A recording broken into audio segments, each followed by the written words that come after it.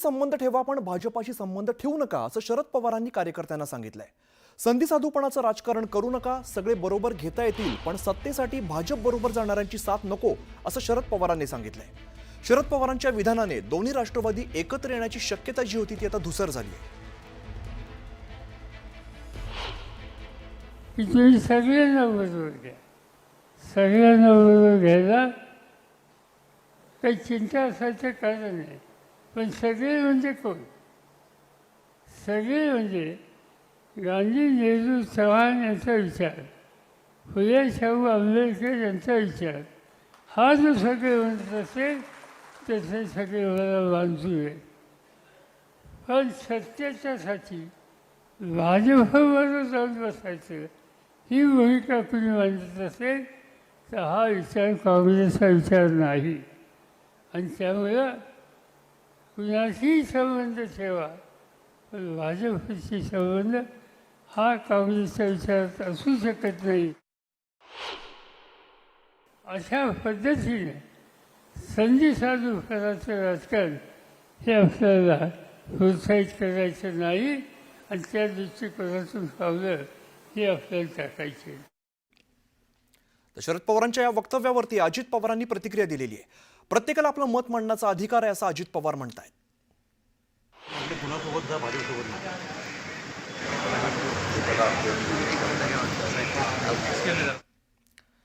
तर पवारांना माहिती आहे त्यांच्यासोबत युती करण्यास कोणीही येणार नाही म्हणून त्यांनी उपरोधिक वक्तव्य केलं असल्याचं विधान बावनकुळेंनी केलंय।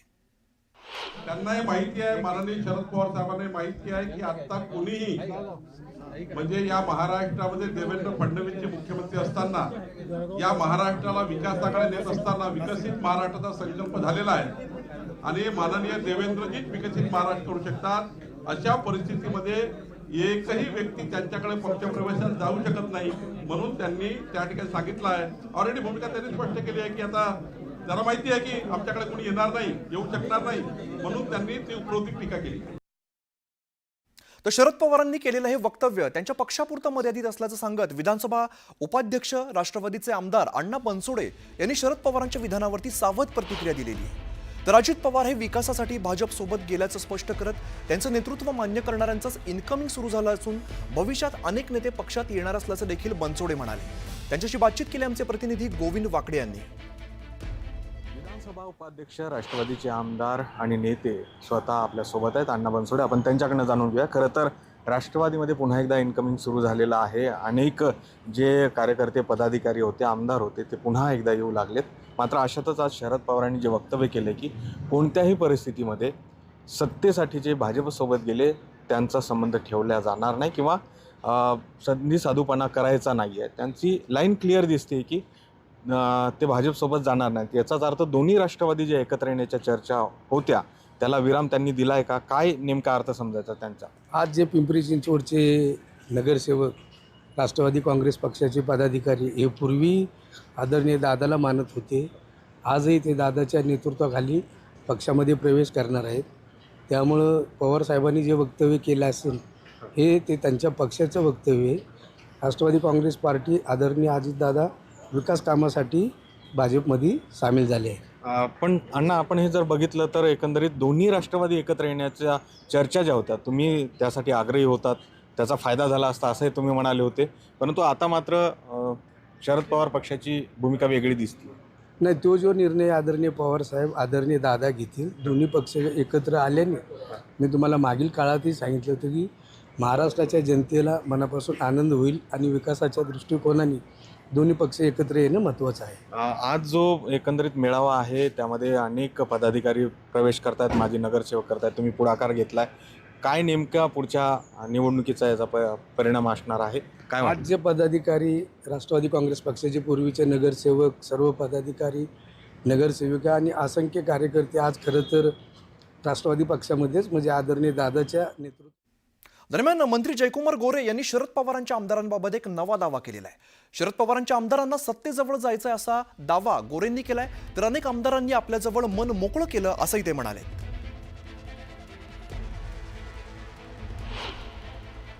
तर त्यांच्या पक्षात काय चाललं मी कसं सांगणार, त्यांच्या मनात काय हे की कसं मी सांगणार। पण अनेक जण आमच्याजवळ त्यांची मनं मोकळी करतात हे मात्र नक्की आहे. किती आकडा देईल मन मोकळी केलेल्या आमदारांचा आकडा? मला नाही वाटत एखाद दुसरा सोडला तर सगळ्यांची मनं मोकळी झालेली आहेत. पुढच्या बातमीकडे वळूया. माझी सून तेजस्विनीवरती शिवसेना आणि भाजपाचा दबाव आहे असा आरोप विनोद घोसाळकर यांनी केलाय. मी वैयक्तिक कुठेही जाणार नसून उद्धव ठाकरेंसोबतच राहणार असल्याचं त्यांनी सांगितलंय. तर आमच्या कुटुंबाबद्दल चुकीची माहिती पसरवली जाते असा दावा सुद्धा त्यांनी केलाय. आता माझ्यावरती दबाव कोण का टाकू शकत नाही. शिंदे गट किंवा, परंतु आमच्या सूनबाईंवरती थोडंसं आहे. प्रश्न असा आहे, माझा वैयक्तिक घरचा प्रश्न आहे. आणि एका चॅनलनी परवा असं दाखवायला सुरुवात केली की तेजस्वी भाजपमध्ये जाणार आणि मातोश्री ते असं विचारलं गेलं की तुम्ही शिवसैनिक माझे आहेत की घोसाळकरांचे आहात, असं काही चॅनलनी दाखवलं. आणि त्या संदर्भामध्ये मला ते खूप लागलं म्हणाला की बाबा मी तर शिवसेना, तुम्हाला सगळ्यांना माहिती आहे मी शिवसेनेचा कार्यकर्ता आहे. तर इकडे संजय राऊतांनी पनवती असा उल्लेख करत सत्ताधाऱ्यांवरती जोरदार हल्लाबोल केलेला होता. यावरती आता मंत्री गुलाबराव पाटील यांनी जोरदार प्रत्युत्तर दिलंय. सरकारला पनवती म्हणणारे संजय राऊत जेव्हा मागील सरकार होतं तेव्हा कोरोना आला त्यावेळेला कोणाची पनवती होती असा थेट सवालच गुलाबराव पाटलांनी केलाय. महाराष्ट्रामध्ये हे नवीन सरकार आल्यापासून पनवती लागली. त्याच्यामुळे या सरकारला केंद्रात आणि महाराष्ट्रात पनवती सरकार म्हणायला हरकत नाही. पनवती सरकार सातत्यानं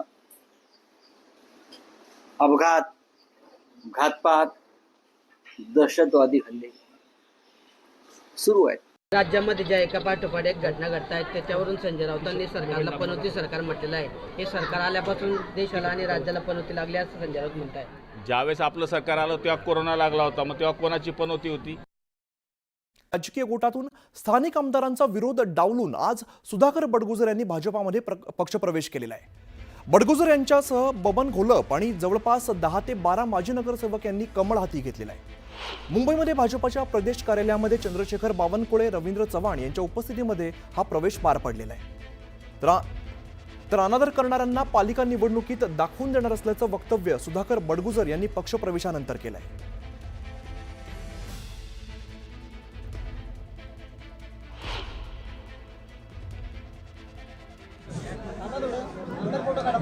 हाला घातला आणि माझ्यावरती कारवाई केली. पण ज्या पक्षाने माझा अनादर केला त्या पक्षाला मी सांगू इच्छितो की महापालिकेच्या निवडणुकीमध्ये दूध का दूध, पाणी का पाणी होईल. गिरीश भाऊ खऱ्या अर्थाने संकट मोचन आहे आणि त्यांच्याकडे आपत्ती व्यवस्थापनाचं काम आहे. आणि आपत्ती आली त्यात ते मार्ग काढतात आणि माझ्या बाबतीत पण त्यांनी तसा मार्ग काढला. भाऊ आपल्यापर्यंत पक्षापर्यंत काय माहिती दिली मला माहित नाही, पण मी खरंच निष्पाप आहे. आपण अतिशय आडामासाचे कार्यकर्ते आहात. एका जिद्दीनं आपण माझ्या पाठीमागे आणि भाऊच्या पाठीमागे उभं राहिला. मी केवळ बडगुजरचा अपमान झाला, तो चांगला प्रामाणिक कार्यकर्ता, त्याला काढून टाकलं म्हणून मी त्याच्याबरोबर आलेलो आहे. आणि आमच्यासारख्या ज्येष्ठांचा सुद्धा सन्मान होत नाही, आणि मग अशा ठिकाणी कशाला राहायचं. तर बडगुजर यांच्या पक्षप्रवेशाला चंद्रशेखर बावनकुळे हजर राहतील की नाहीत असा खरं तर प्रश्न होता. अखेर मंत्री गिरीश महाजन यांनी कॉल केला आणि प्रॉब्लेम सॉल्व्ह झाला. उशीर का होईना परंतु बावनकुळेंनी पक्षप्रवेशाला उपस्थिती लावली. तर मी सकाळी निघालो तेव्हा वाटलं 2-3 दिवसांनी पक्षप्रवेश असेल, मात्र आजच मंगळवार असल्यामुळे गिरीश महाजनांनी पक्षप्रवेश ठरवला, त्यामुळे आम्हाला पोहोचायला उशीर झाल्याचं स्पष्टीकरण चंद्रशेखर बावनकुळेंनी दिलंय. तर मनभेद नाहीत, मतभेद आहेत ते दूर होतील याचा विश्वास आहे असंही नाराज असलेल्या आमदारांवर बावनकुळेंनी प्रतिक्रिया दिली आहे.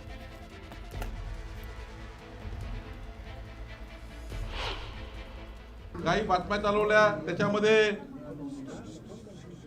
खरंच मला त्या ठिकाणी जेव्हा मी सकाळी पहाटे निघालो घरून आणि विमानात बसलो, विमानात लेट झालो, मला त्या ठिकाणी सकाळी मला वाटलं उद्या परवा आपल्याला पक्षप्रवेश करायचा आहे असा निर्णय त्या ठिकाणी होईल, पण माननीय गिरीश भाऊंनी आज त्या ठिकाणी पक्षप्रवेश ठरवला. खरं तर मी आणि रवी चव्हाणजी नंतर आम्हाला त्या ठिकाणी हा पक्षप्रवेश ठरल्यानंतर शेवटी पक्षप्रवेश हा उद्या किंवा परवा असा विषय होता, पण आजच त्या ठिकाणी मंगळवारी चांगला दिवस असल्यामुळं गिरीश भाऊंनी आज ठरवलं. त्यामुळं आम्हाला जे त्या ठिकाणी या पक्षप्रवेशाला येण्याकरता थोडा उशीर झाला. नक्कीच काही मनमुठाव राहतात, शेवटी मतभेद नाहीये, काही मतभेद विचाराचे असतात आणि मतभेद हे दूर करणं ही खऱ्या अर्थाने आपली सर्वांची जबाबदारी आहे. मला विश्वास आहे शेवटी जेव्हा निवडणुकीच्या राजकारणामध्ये आपण एकामेकाविरुद्ध लढतो तेव्हा त्या निवडणुकीच्या राजकारणामध्ये आपापल्या पक्षाची भूमिका आपल्याला घ्यावी लागतं.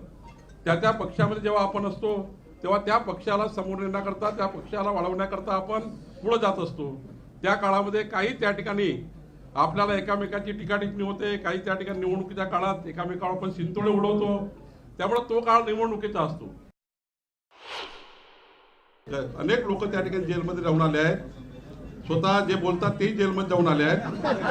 त्याच्यामुळं स्वतः जे सकाळी 9 वाजता बोलतात तेही जेलमध्ये राहून आले, टीका करणारे जेलमध्ये राहून आले आहेत. तेवढा वेळ काही हे जेलमध्ये नव्हते, पण या ठिकाणी एकच सांगतो, जोपर्यंत न्यायालय कुठली शिक्षा देत नाही तोपर्यंत कुणाचा आरोप होऊ शकतं, पण आरोपावर मात्र अंतिम न्यायालय करतं. दरम्यान यावरती सकाळीच बावनकुळे आणि रवींद्र चव्हाण यांनी काय प्रतिक्रिया दिली होती आपण बघूया. सुधाकर बडगुजर यांच्या पक्षप्रवेशाबद्दल कुठलीही माहिती माझ्याकडे नाही आहे आणि त्यामुळं जोपर्यंत तिथे स्थानिक आमचे सर्व टीम, आम्ही जेव्हा पक्षप्रवेश करतो तेव्हा स्थानिक जे टीम असतं किंवा स्थानिक पदाधिकारी असतं किंवा स्थानिक आमदार खासदार असतं, त्यांचं सर्वांचं कन्सेन्सस झाल्याशिवाय, एकमत झाल्याशिवाय पक्षप्रवेश साधारणतः आमच्याकडे होत नाही. सुधाकर बडगुजरच्या पक्षप्रवेशाबद्दल मला कुठलीही माहिती नाही. या संदर्भात अजूनही माझ्यापर्यंत काही माहिती नाही. तर मंगळवार जो असतो हा मंगळवार हा प्रवेशासाठीच ठेवलेला असतो, त्यामुळे त्या संदर्भात आजचे जे टायमिंग्स आहेत ते दुपारच्या नंतर, कॅबिनेटच्या नंतरचे टायमिंग्स आहेत, त्यामुळे दुपारच्या नंतरही काहीतरी आपल्याला बातमी अपेक्षित असेल, त्यामुळे दुपारच्या नंतर हो. तर एकीकडे चंद्रशेखर बावनकुळे आणि रवींद्र चव्हाण यांनी सुधाकर बडगुजरांच्या पक्षप्रवेशावरून कानावरती हात ठेवलेत, तर दुसरीकडे मंत्री नितेश राणेंचा बडगुजरांविषयीचा विरोध आता मावळलेला आहे. विशेष म्हणजे नितेश राणे यांनी बडगुजर यांचे थेट अंडरवर्ल्ड डॉन दाऊदच्या हस्तकांसोबतचे फोटो सुद्धा शेअर केलेले होते आणि त्यावेळेला मोठ्या प्रमाणात राजकारण सुद्धा तापलेलं होतं. मात्र त्यापूर्वी बडगुजरांना कडाडून विरोध करणाऱ्या मंत्री नितेश राणे यांनी आता भूमिका बदललेली आहे. नितेश राणेंनी दिलेल्या सावध प्रतिक्रियेमुळे सुद्धा आता चर्चांना उधाण आलंय. की जो दाऊदचा जवळचा साथीदार, त्याच्याबरोबर उबाटा सेनेचा अगर महानगर प्रमुख नाशिकचा, तो अशा पद्धतीच्या पेरोलवर असताना अगर त्याच्यावर पार्ट्या करत असेल, प्रामुख्याने पेरोलवर असताना तुम्ही पार्ट्याच करू शकत नाही, पण तरी पण एका राजकीय पक्षाचा प्रमुख पदाधिकारी त्याच्यावर पार्टी करतो, तर या सुधाकर बडगुजर हा कोणाच्या ताकदीमुळे हे करतोय? कोण त्याचा गॉडफादर आहे? या सलीम कुत्ताला वाचवण्यासाठी कुठल्या राजकीय नेत्यांचे फोन आलेले, या सगळ्याची चौकशी व्हावी असं आम्ही सभागृहामध्ये मागणी केली. बडगुजरांच्या हल्लीचा प्रवास हा हिंदुत्वाच्या दिशेने फार जोमाने सुरू आहे.